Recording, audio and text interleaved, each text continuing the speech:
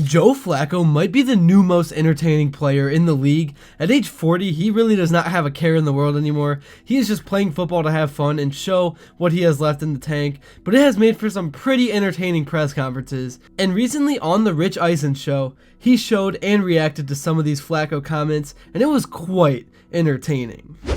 Okay, listen, I know the Browns quarterback race has been fascinating to us all week long. Who's taking snaps? When are they taking snaps? All that sort of stuff. And I tell you, Joe Flacco's taking the week 1 snap. I'm telling you he's going to start the season. Might be wrong. I don't know. I'm just saying root for him. Root for him because if we get the Joe Flacco who is out of F's to give, you know what I mean? Then he's just as entertaining as Jameis. This is what he had to say about the mini camps in which he's taken on 2 rookies and Kenny Pickett. Hit it.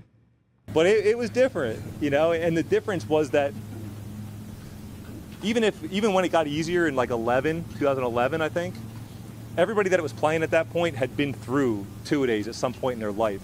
Guys that come in the NFL now have never done it. They've never done it. We're out there for an hour and 15 minutes, and guys think it's hard. You know, like our OTAs were over 2 hours for sure in Baltimore, you know, like when I was younger. Pre-embellishing time?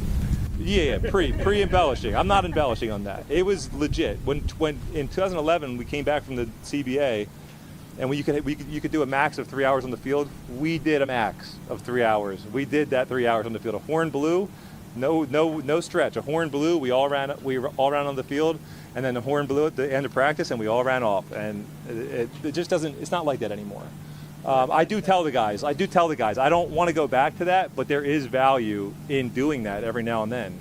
Flacco was basically just throwing shade at this new generation of players without actually doing it. It's kind of crazy hearing people like Flacco now saying back in my day type of phrases, but I think it is clear things are getting easier and easier and also softer, and it really is hard to find the right balance because you don't want to be too soft of a team and you don't want to not work as hard as you can, but at the same time with new studies, technology, and research that comes out, it's starting to be proven that less can be more in terms of athletics. There's kind of a cap sometimes, not in the sense that practicing less is benefiting, but when it comes to that hardcore type of stuff, overdoing it is not healthy, it's not productive. There is a human cap as to how much work per day can be done to actually make progress, because if you overwork yourself, it can cause injuries, and it's just not healthy. And now players won't have CTE, and they'll be able to walk past their 40s. But Flacco at this point in his career has no filter. He has nothing to lose. He just says things for how they are. And it's so entertaining to watch. And honestly, with Flacco set and predicted to start week 1, it could be fun to watch him back under center with literally nothing to lose. He's going to let the football fly. He's going to give the receivers opportunities to make plays. Hopefully he can go on a run similar to 2023 before Shedeur Sanders or Gabriel takes over the reins. Anyways, moving on, here was the next clip that I want to show you from the Eisen show. If the Browns make the playoffs and go deep into it right in the middle of January 16th, he's 41. He must be looking around the locker room and going, these guys, hour and 15 minutes, they have no idea. Certainly if they're sitting there on their phones, posting things, reading what other people are posting, this is a classic, you know, he's just a couple of comments shy of snap face. You know what I mean? And it's close. Hit it. Now I think we live in this world where just like everything you see on there, there's a good portion of people that are taking whatever you see on there very seriously. And sometimes it's not the case, you know, but you just have to, I don't know. I've been on Instagram. That's the only thing I've ever logged in on in my life. I won't download the other things because I don't miss them. Yeah, if you told me you're taking Instagram away, like I've been on it. I'm too far down the road, but like Twitter and all those other things, I won't even download it on my phone just because I know it's a trap to just, you know, get sucked in. You're not going to do the dance on TikTok then? No TikTok dances. The fact that people, that is different too. This generation, the fact that people want to get on their phones and show people the most, like, that's embarrassing. You're an adult, like, be an adult. Like, it's just like, I can't wrap my head around that. And like I get it, like you have kids and like you want to like have fun with your kids. Like, well, like have fun with your kids in private. You know, that's what I think. Does that make you more guarded, Joe?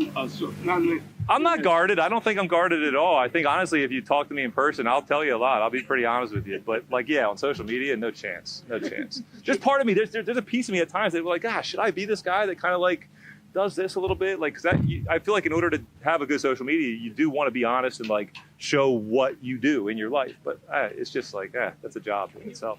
Nah, I didn't like that comment at all. Social media is the way. It's how you build a brand. Obviously, he doesn't need to, but I don't think there is any real problem with players being on social media like that. Joe really is a true throwback. I'm sure all the grandpas love him. I think we all know what the root of these comments are from. Obviously, Shedeur may already have the biggest social media presence in the NFL, and he has generated so much media coverage, even in just a rookie minicamp, and I think Flacco was just kind of referring to how ridiculous it can get at times. Alright, moving on, let's talk more about this quarterback room, because we are now 5 or so weeks away from training camp when things start to get real, and now that all the minicamps are over and we have had the chance to digest everything that went down, let's take a look at where everyone stands and how the guys performed. Let's start out with a quote from Charles Robinson of Yahoo Sports talking about Shedeur Sanders.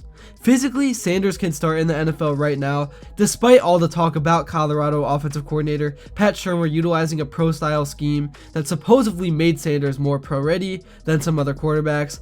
I don't think that has proven to be the case. Not only is Sanders going to be mentally swimming with the complexity of an NFL offense, there is a lot of work to do with the basic terminology and verbiage utilized by Stefanski's scheme. In short, I don't believe Shurmur's Colorado offense had as much NFL overlap in either of those departments, which means that Sanders is going to have to learn from the ground up when it comes to something as simple as being able to memorize and spit out all the verbiage of an NFL play inside the huddle. I feel like this statement was really just saying the obvious. We all know Kevin Stefanski has a pretty complex offensive system, and we know Shedeur played less years in college than Dillon Gabriel did. To me, it's just whoever puts in the most hours in the film room and the most hours studying will be the one who picks things up the fastest. Now, I'm not saying that people can't be naturally talented and can't like naturally grasp things better, but still, it mainly comes down to the work that you put in, and I'm not in the locker room, so I don't know where Sanders or Gabriel is at with that. Again, everything that was said I think comes from the fact that Shedeur is not currently getting first team reps yet,